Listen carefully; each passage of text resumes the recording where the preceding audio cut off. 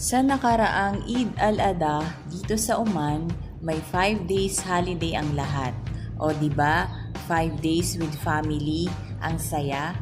Dito sa Oman, maraming mga beach. Kahit saan, pwede ka pumunta at maligo. Simple lang ang buhay dito. Hindi kailangang gumastos ng malaki para maging masaya. Hanapin ang mga simpleng bagay na makapagpapasaya sa'yo, katulad ng pamilya at mga tunay na kaibigan na kasama sa lungkot man o saya.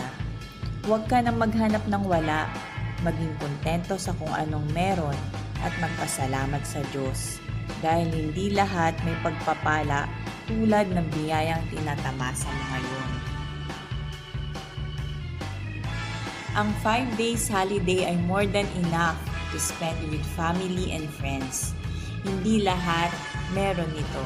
Kaya mag-relax, mag-enjoy, magnilay, and make memories. Ito ang mga bagay na hindi mabibili ng pera.